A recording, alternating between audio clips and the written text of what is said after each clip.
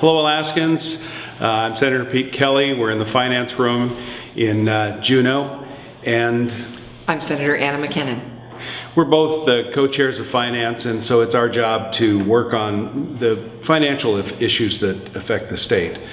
Specifically, we're working on the operating budget right now, and as we have said in the past, we're trying to find structural changes to government so that we don't just make it smaller by the number that we spend on it, but we make it smaller by making it more efficient, by doing things that everybody would just agree are the right things to do.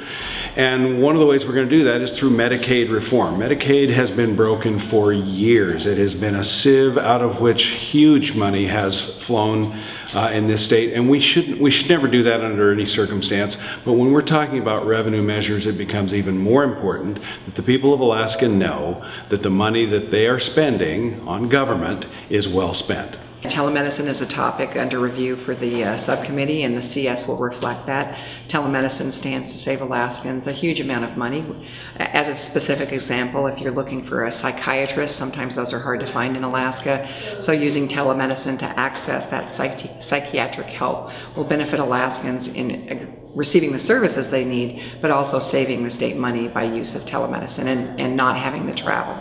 It's better care at less cost. The other thing is an eligibility verification system. Now, you'd think we were doing this already in the state, and we are at some level, but there is a tremendous amount of fraud and waste that happens because we don't verify the users of Alaskan Medicaid. We spend $30 million a week that the state sends out to Alaskan providers.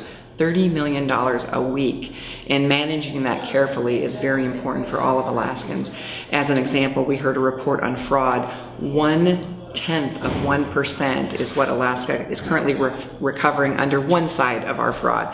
We pay 30 to 31% higher for Medicaid services in Alaska than we do for Medicare, and so we're trying to find out why that is. We know it's benefiting Alaskans, we know it's benefiting the providers that work here, but that's a huge difference in value from a federal program to the state program, or partially state-supported program. You know, in the past, one of the arguments against Medicaid reform has always been that the reforms will be done on the backs of poor people and single moms and those kinds of parts of the population. It really isn't true in this reform. We're trying to reform the system, and we're trying to reform it in such a manner that it gives better care at less cost. We're just not trying to reduce access to it. In the past, I think that's been a valid argument, but on this Medicaid reform bill, it is simply not an argument. We'll do the best we can to debate this completely out in the open, and always with the best interests of Alaska in mind. Thank you for joining us, and please, if you have questions, let us know. We're happy to answer them.